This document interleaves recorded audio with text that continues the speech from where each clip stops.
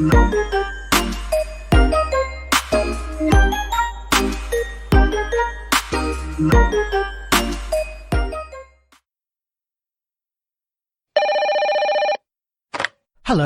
is this the AAA employment agency? Yes. Hi, I rang before. My name's Andrew Peterson. I rang you earlier and gave you my personal details. If you remember, I'm that student looking for work during the summer holidays. Oh, sure. Actually, I have your file right here. But we still need to add some further information. Yeah, that's what they told me, and that's why I'm ringing. What do you need to know? Well, we have to know your main level of education. It's a degree, I suppose. Yes, but I'm still doing it in engineering. It's quite interesting. Some of my friends are studying computing, though, so I'm interested in that also. Well, I'll just write in your main degree subject, engineering. We usually have a demand in computing, though. Have you worked with computers before? No, I just do some programming for fun at the university, but I almost got a job as a computer designer once. Actually, the only job I've ever had was as a car salesman, believe it or not. Well, at least you've had experience dealing with customers. What about hobbies, though? Sometimes they can help develop useful skills. In my free time I don't do much, mostly study. I play chess occasionally at the university chess club. That's right next to the tennis courts, but I'm not interested in that. Chess helps develop analytical skills, so I'll put that down. Of course, it's your main skills that employers want to know about. What would you say they are? Well, I'm in my third year now, studying electrical machines and generating systems, but I'd say electronics is my best skill, much better than, say, my machine skills, which aren't so good, actually. Okay, machine skills are in demand, but so too are electronic ones, so we might be able to find you a part-time job in that field. But what sort of money do you expect to get? Oh, anything, really. I'd want the standard payment, let's say. What's normal? 1,000 a month? 1,500? I'll just put $1,200, okay? That's fine by me. When can you start? Say, within 2 days? Easily. Actually, less. In fact, just give me a ring and I'll be able to start immediately. Although I admit it'll take me a few days to get used to getting up early in the morning. Okay, that's just about it. Unless you'd like to add anything else which may help with your application? Not really. I ride a motorbike, but that's unimportant. I'm friendly, but every applicant claims that, right? I can speak another language. Ah, that might be useful, depending on the language. Is it Chinese? A Chinese speaker would go down well. Spanish, I'm afraid. You see, I grew up with some friends who came from South America. Okay, I'll write that down, but I don't think it will help that much, sorry to say. Well, thanks for your help, and hopefully I'll get a job soon. But can I just ask one more question? Sure. What, basically, are employers looking for when they interview someone? Oh, many things. Being hardworking, diligent, and focused on your job is good. But surprisingly, it often means you can't see the bigger picture or provide suggestions which help the company move forward. That requires thinking for yourself, outside the box, as they say, and being free of the standard ways of approaching tasks. Employers certainly value that. I guess experience must help, though. It depends. If it involved a routine job, one which didn't exercise your mind, it might not mean that much at all. But since companies are basically composed of people, it is important to be able to get along with others. There's no point in hiring someone whom the other employees don't like, right? That just causes problems. In fact, I would say that being friendly and approachable ranks far more highly than your academic qualifications. Okay, and that's all assessed at the interview, right? Yes, and your qualifications, experience, and approach to the job, such as whether you can do different things, work overtime, or do long hours, is needed. But those latter qualities are pretty much standard. What may be more important is based on the fact that things inevitably go wrong. Mistakes are made and someone's got to fix them in a way that creates the least disturbance. People with demonstrated abilities to do this are certainly regarded highly. I see. That's very interesting. Hello everyone, and welcome to the Fit for Life Health Centre, a place which, as the name suggests, is not just for short-term solutions, but rather intends to put you on a sensible and achievable footing for the rest of your life. And that's how we're different. For example, we could immediately put you on a harsh exercise program, expecting you to work out every day, but such a plan would see you quickly lose interest. That's why the initial step is a 1.5 hour consultation in which your lifestyle, current situation and long-term goals are all thoroughly analysed. Now, an important part of this consultation involves analysing what you eat. There's no point exercising here and losing weight, then putting it all back on later. You will need to show self-control and discipline in your diet, and we'll work on that. Similarly, we'll put you on an exercise regime suitable for your level of fitness. So that will involve a test where we will take you through some activities, then measure your heart rate and blood pressure to determine how fit you are. This will be monitored during every subsequent consultation, along with your exercise schedule, and that occurs monthly and not half-yearly, as with many other centres. As to our actual exercise machines and programs, you will have to decide whether it is muscle mass, stamina, or general fitness that you want to develop. Think about which of these three you want to target, and we'll design a specific program for you. But remember, bulging muscles aren't necessarily suitable for everyone.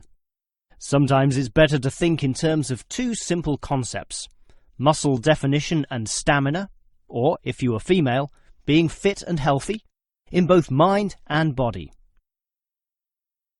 Now, if you're going to work out at this gym, you'll need to think about your reasons for exercising. So let's consider that in more detail. Muscle mass is certainly popular with the guys, probably seeking to impress the girls, and with muscles comes the confidence to do that, right? Well, for that, you'll need our high-stress weight units, where pumping iron is all the rage. Moving on to other benefits, one of the main ones is beating the tension of life, right? And the longer the exercise is, the greater the rewards in this respect. Thus, playing squash can certainly help, and so can swimming. But what's much better, as every jogger will tell you, is their activity. So we have ample jogging machines and they're always popular. They can provide good fitness too, as can the yoga classes. However, again, let's not forget playing squash, which I would say is the optimum way to improve your general well-being. Such an active, energetic game, plus the competitive element, drives you forward into high levels of health and fitness. These, of course, are the ultimate purposes of being here, but remember, the centre is full of like-minded people, all of whom are interesting to meet and valuable sources of information. The yoga classes have a pre- and post-meeting session, so you'll certainly meet others there, although they'll all be yoga enthusiasts, which limits the range somewhat. But whether doing yoga, swimming or exercising, everyone showers, right? So those facilities are where you'll hear all sorts of interesting conversations and really get to know people. Not like the front desk area, which is mostly empty as patrons go immediately inside to do their exercise. Of course, the front desk can answer all your questions and has information brochures and such like, but for knowing more about a greater variety of subjects and community concerns, look at the notice board in the yoga studio, where there's a huge array of papers, leaflets and articles, all for you to read and consider. Okay, we've got to decide who to promote to leading education officer. Someone from the arts faculty, I suppose.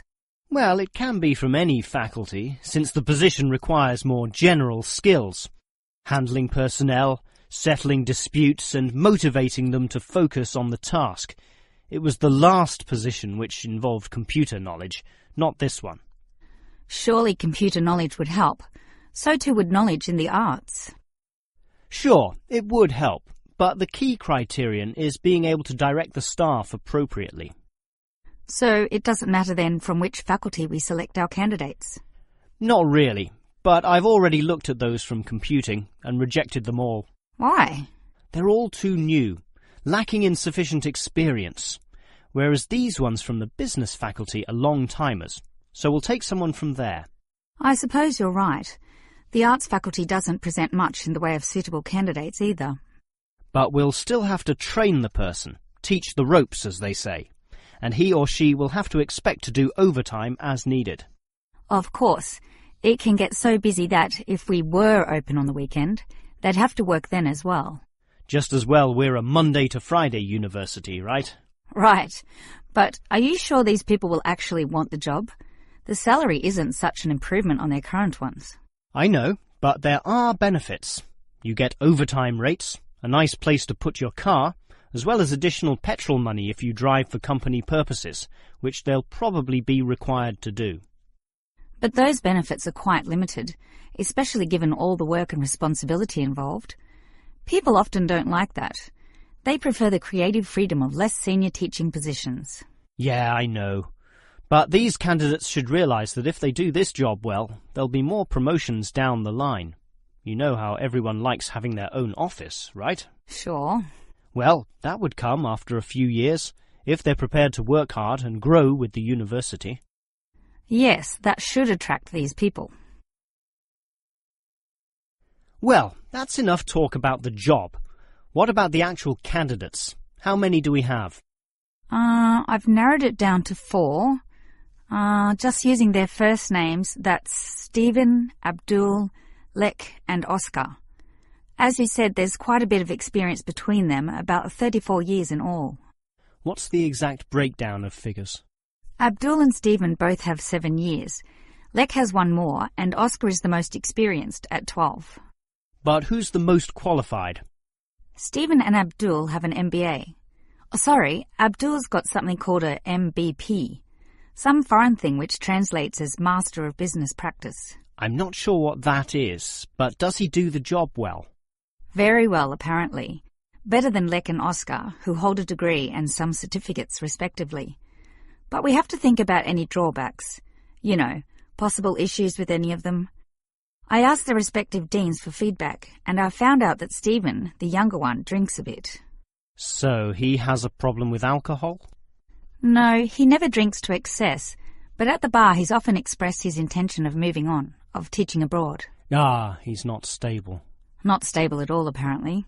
We'll never know for how long he'll hold the job. We need stable personnel, and people without family problems or sick relatives like the last guy we promoted. What about Abdul, then? Will he do? He might do, except his English language ability is limited. It's functional, but a bit broken, and meaning is sometimes lost. That's not the problem with the next candidate, Lek, who has good language ability, but this job involves handling people, and his dean says Lek's attitude is bad. In what way? His manners are okay, and he's interested in his job, but he believes there should always be adequate leisure in life. He definitely won't work overtime and complains a lot already about his job. But this last candidate, Oscar, is probably not the right one either. Why not? Not another problem with language. His first language isn't English, but he speaks it well enough. He's stable with a good attitude, but his age is the problem. Age is not a problem. That would be ageism, and I don't believe in that. But with his age comes health problems as well, and serious ones at that. Oh, that might be an issue then.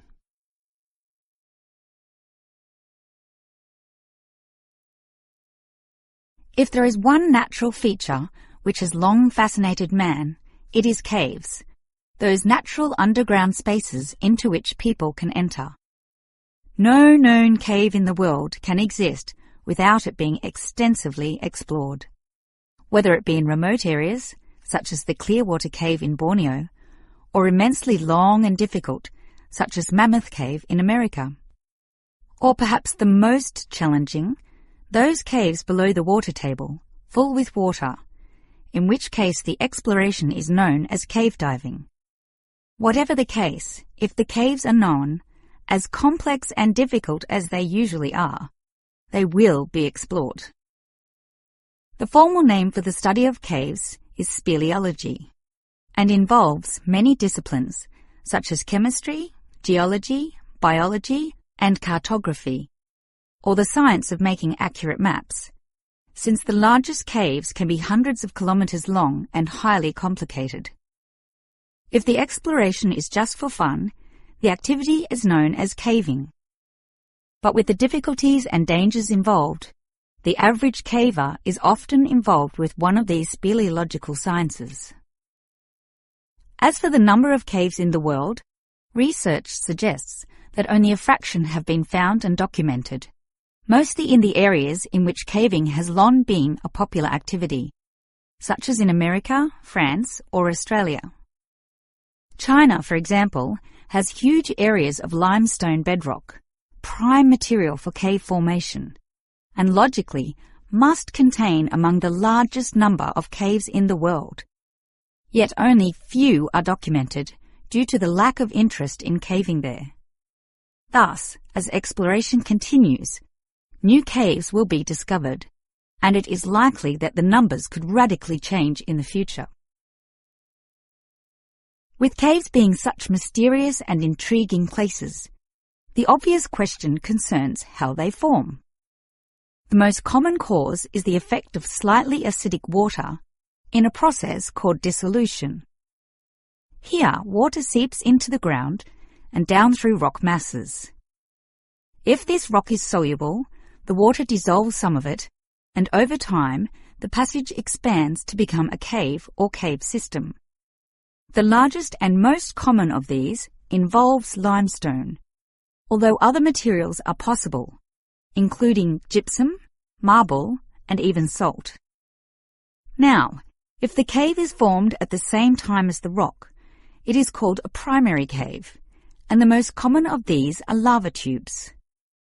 When lava from volcanoes flows downhill, the topmost surface cools and solidifies first, leaving the hotter lava to continue to flow beneath. If most of this eventually flows out, a hollow tube is left. The country, Iceland, has some excellent caves of this type, and even far-flung Australia has a few. Finally, there are sea caves, formed from waves pounding into coastal cliffs and eroding into fault lines or softer rock. These caves are usually the shortest, about 50 meters at most, since the erosive action of the waves can only reach a certain distance. However, it is limestone caves which will always be the most interesting. This is due to the presence of limestone formations. As the groundwater seeps downward through the ceiling of the caves, it encounters a different pressure and temperature, causing it to deposit a small amount of its dissolved calcium carbonate. Over time, through the action of millions of drops, this deposition process results in ever-growing masses, known as stalactites, if hanging from the ceiling, or stalagmites, if growing from the floor. Alternatively, the water may flow over a large surface of rock, forming flowstone, and with other sorts of processes, can result in beautiful milky white formations of astonishing complexity. One of the best examples of this, as well as of what surprising discoveries may yet await, is the Lechuguilla Cave in New Mexico. In the 1950s, some cavers heard the sound of wind underneath some large boulders on the cave floor, a clear sign of a deeper passageway. It took until 1984 for a group of cavers to gain permission to start digging, and 2 years later, in 1986, they broke through into a walkable passageway, unlocking one of the longest cave systems in the world, the deepest in America, and some of the most beautiful formations ever found. Unusually, many of these were yellow with sulfur, suggesting that the caves were a result of hydrogen sulfide from nearby oil deposits. This was forced through fracture lines, combining with existing groundwater to form sulfuric acid, dissolving the limestone from the bottom up instead of the normal top-down seepage which characterizes most limestone cave formations.